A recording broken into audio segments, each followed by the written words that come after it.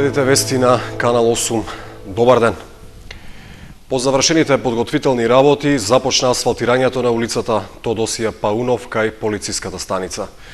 Од општинската администрација ветуваат дека асфалтирањето брзо ќе биде завршено и коловозот ќе се доведе во нормална состојба.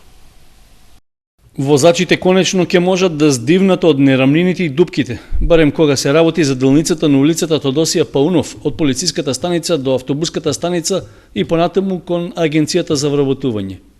Градежните машини од современ тип, што ги донесе изведувачот Жикол, излегоа на терен и ги поправаат оштетувањата на коловозот, што со месеци чекаа интервенција.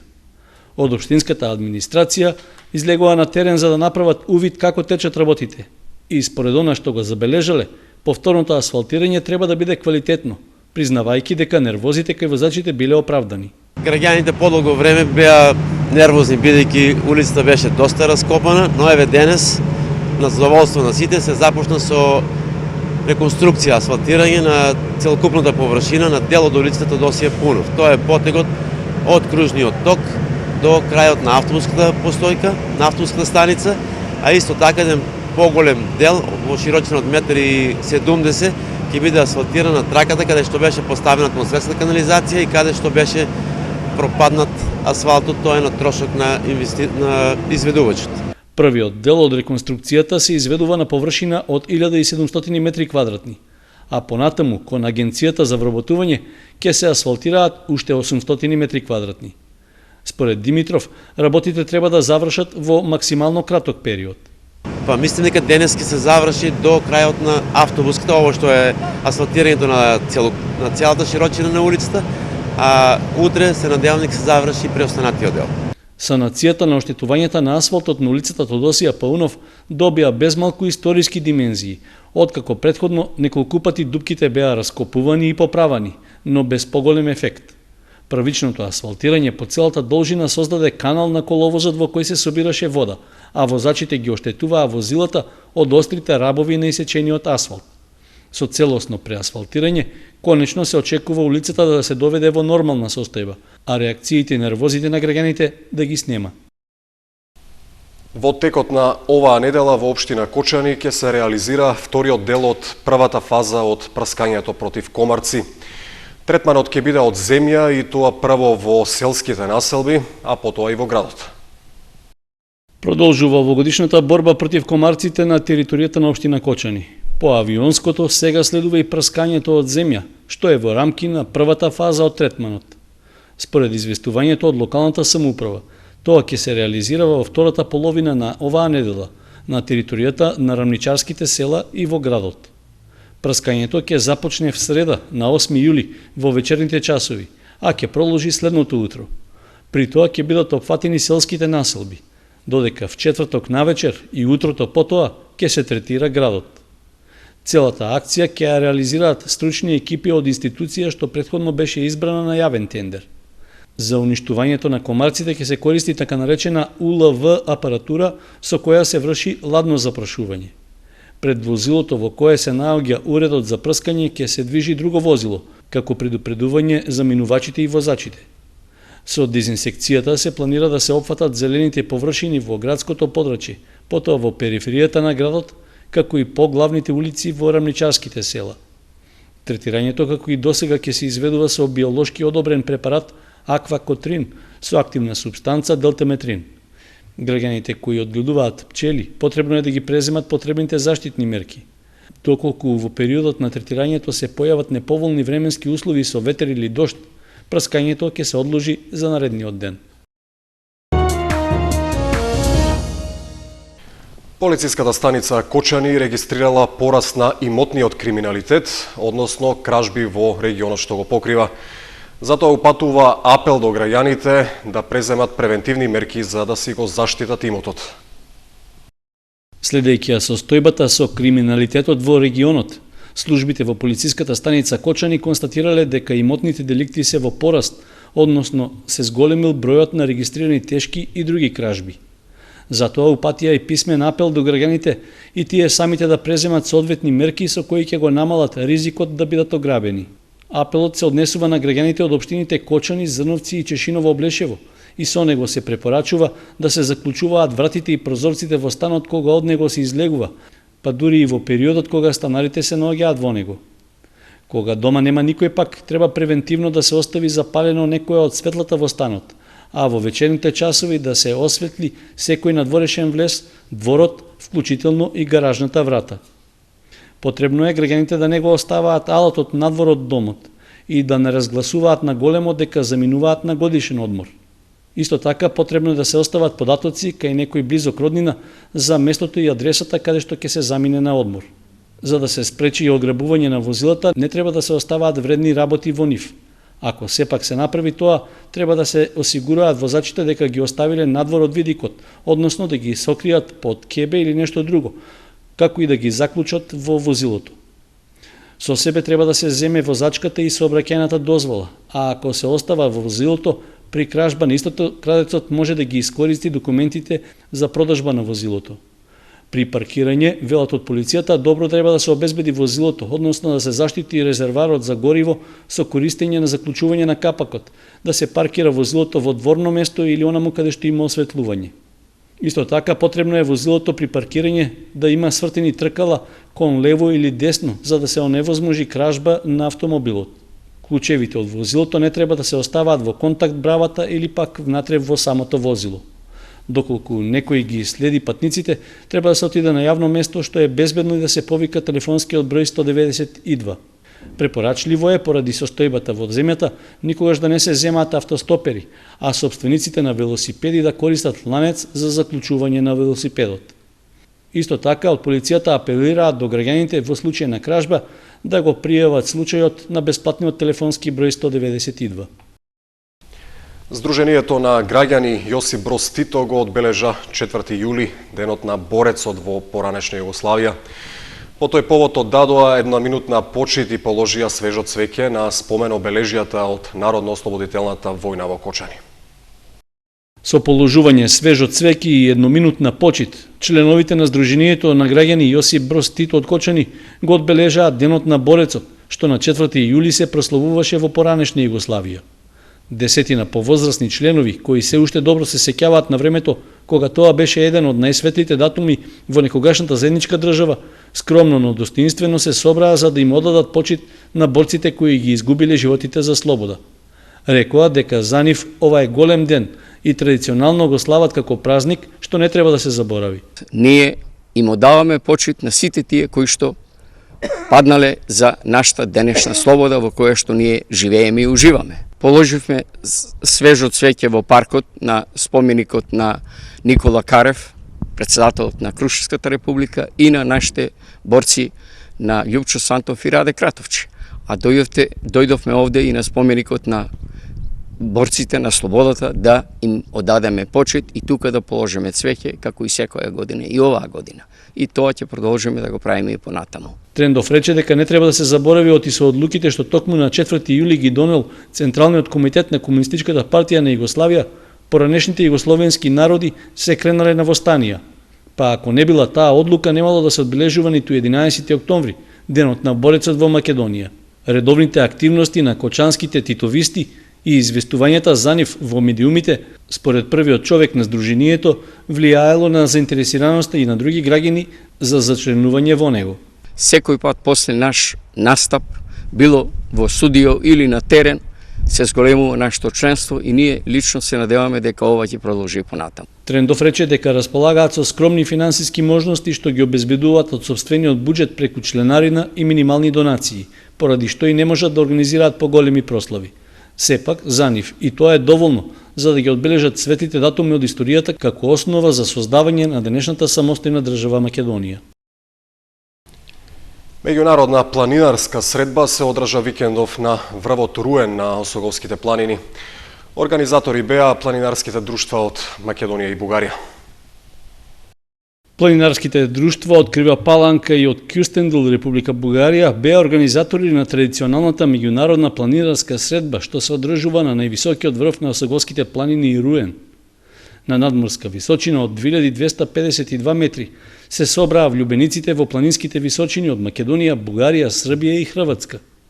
На средбата учествуваа околу 300 учесници на најразлична возраст, кои дојдоа од Кочани, Крива Паланка, Валандово, Пробиштип, Делчево, Пекчево, Скопје и од други места во Македонија.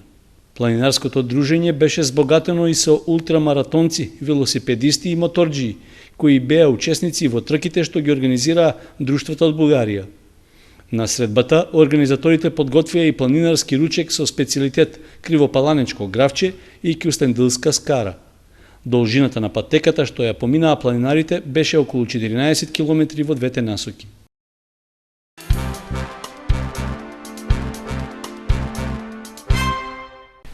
Спектакуларен викенд во дискотеката Аква со регионалната мегазвезда Јелена Розга.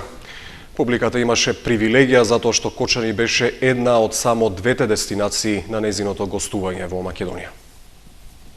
За најдобра забава, само најдоброто од регионот. Дискотеката Аква опстои на ветувањето пресрет на летото 2015-та.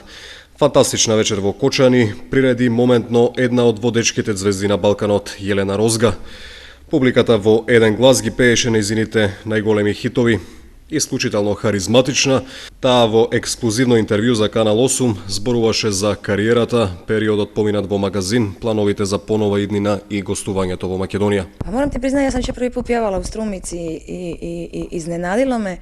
Морам да признам дека за прв пат во Македонија пее во Струмица и ме изненади што мојата нова песна Кралица, која излезе пред 13 на дена, не ја стави во репертуарот мислејќи дека е се уште рано да ја пеам. Кога девојките позади мене рекоа Кралица, Кралица, и си помислив дека би можела да ја испеам. И само што тргна песната, тие ја пеа со мене од почеток до крај. Тоа беше неверојатно. Потоа продолжија со цунами, циркус. Се расплакав, ми се размачка и шминката, но тоа е малку важно. Во главата го имам еден од најубавите концерти во кариерата. За големината над звездата на Јелена Розга зборуваат прегледите на нејзините видеа на YouTube. Близу 20 милиони отворања имаат сите нејзини поголеми хитови, што е карактеристично само за ретки изведувачи на Балканот. Па ја некако се никад не сум оптеречивала тим бројкама на YouTube. Јас не се оптеретувам многу со бројките. Секако дека е убаво да се видат како растат од ден на ден, но мислам дека тоа не е важно. Единствено ми е важно каква реакција ќе постигне песната на концертот. Ако тоа изостанува, тогаш целта не е постигната. Сите концерти во последно време ги почнувам и завршувам со бижутерија. Мислам дека тоа е најсоодветна песна затоа што со неа започна се. Тоа е песна што ја одбележа мојата кариера и мислам дека така ќе биде уште долго време. Во групата Магазин пораснав, таму ги научив најважните лекции за оваа професија, а она што е најважно е дека нема не можам и уморна сум. Има денови кога имате висока температура, главоболка и слично, но мора да излезете на сцена, нема откажување на концертот. Во тие 2 часа заборавам на се, а потоа сум уморна до смрт. Мора да се обидете да бидете се подобар и подобар. Додека ми исполнува пеењето ќе го работам ова, во спротивно ќе се повлечам сама. Истиот ден по настапот во дискотеката Аква, Јелена Розга преку статус на својата официјална фан страница на Facebook се заблагодари на кочанската публика за одличниот прием, ветувајќи повторна средба со обожавателите. Во петокот за прв пат во Кочани гостуваше легендарниот Драган Басоточка Костич. Ресторанот Аква и Радио Кочани понудија извонредна трансгенерацијска забава. Најголемиот меѓу диџеите во Македонија минатата година одбележа 40 години кариера.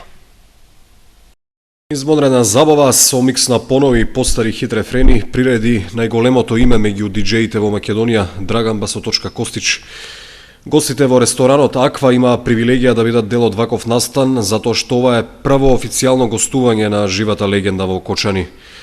Оттаму тој изрази големо задоволство за можноста да допатува во градот, каде во моментов како никогаш порано се организираат едни од најдобрите забави во Македонија.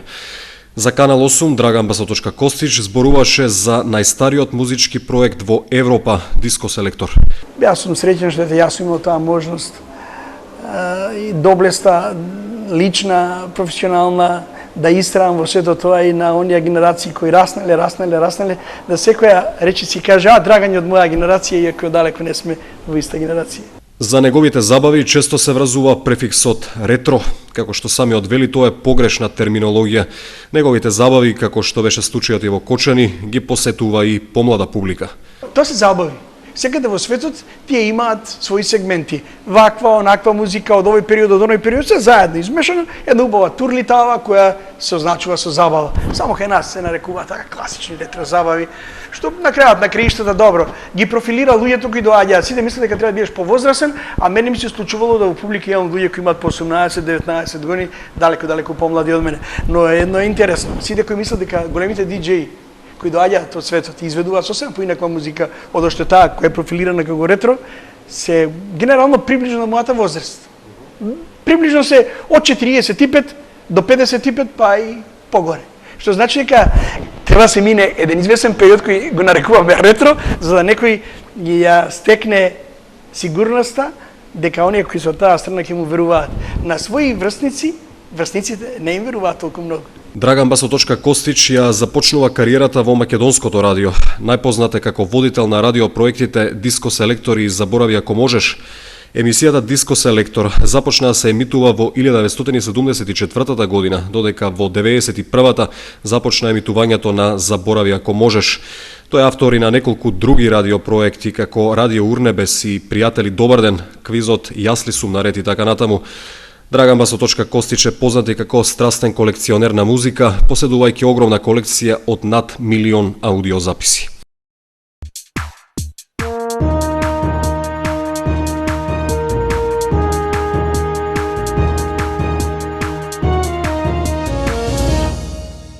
Во продолжение од вестите, спорт. Во Чешиново отворени 43-тите Илинденски спортски игри. Фудбалскиот турнир, што е главен сегмент од игрите, ќе трае до 2 август Илинден, за кога е предвидено финалето. Почнаа 43-тите Илинденски спортски игри во Чешиново. Една од најстарите манифестации на овие простори, своето отворање го имаше во саботата. Игрите за отворени ги прогласи градоначалникот Костадин Личков, а одговорницата се обрати и еден од најголемите виновници за континуитетот на оваа манифестација, Јоже Евтимов, член на организацијскиот одбор на Илинденските спортски игри. Ве поканувам сите заедно да го проследиме надпреворот помеѓу меѓугодишниот првак Бање и Карбинци и со ова ги прогласуваме Илинденските игри Чешиново 2015 за отворени. Дека сме живи и здрави, да победуваме, да излеваат многу добри кадри од оваа игра. И оваа година, како во изминатите 43 години, се трудевме што подобро да го организираме турнирот кој обстојува долги години и ќе посакувам на екипите добре дојде и среќа и успех во надпреварите. Оваа година се надпреваруваат 16 екипи од нашата општина и од соседните општини. На отворањето на манифестацијата со едноминутно молчење му беше оддадена почит на Димче Алексов, повеќе годишен спонзор. Пред да ја проследиме химната, ве замолувам за една минута молк во чест на прерано починатиот Димче Алексов Аледар, дел од екипата на ФК Правда Бање и долгогодишен спонзор на Илинденските спортски игри. Фаворитот Бање во првиот надпревар ја совлада екипата на Карбинци со резултат 3:0. Во првата група се облешево Соколарци, Козијак и Теранци, во втората Карбинци, Бање, Кучичино и Спанчево, во третата Чешиново, Пишица, Балвани и Таринци и во четвртата група се Чифлик, Жиганци и Балканска. Надпреварите од групната фаза ќе се играат заклучно со вторник 21 јули. Големото финале е на 2 август Илинден со почеток во 17 часот. Покровител на игрите е локалната самоуправа на Чешиново Облешево. Во деновите од 3 до 5 јули на терените на спортскиот комплекс Аква беше одржан Ротаракт баскет турнир 2015 на кој учествува 12 екипи. Првото место го освои екипата со назив Дружината на Вацко. Даст Инк заврши на второто место, додека екипата Вангел беше третопласирана. Паричниот фонд што беше собран од котизацијата за турнирот ќе биде наменет во замена на таблите за кошевите, одбележување на теренот и поставување на клупи за публиката. Ротаракт клубот Кочани на својата Facebook страница изрази благодарност до сите кои земаа учество и помогнаа да се одржи овој турнир во баскет.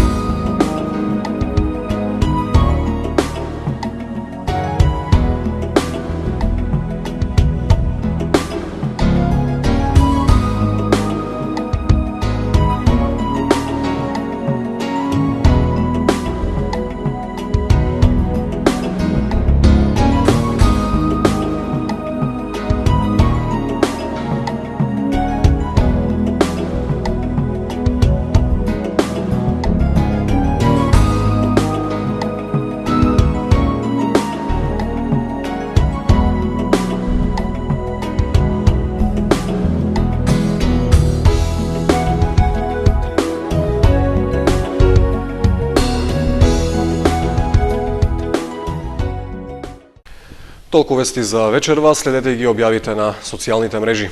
Пријатно!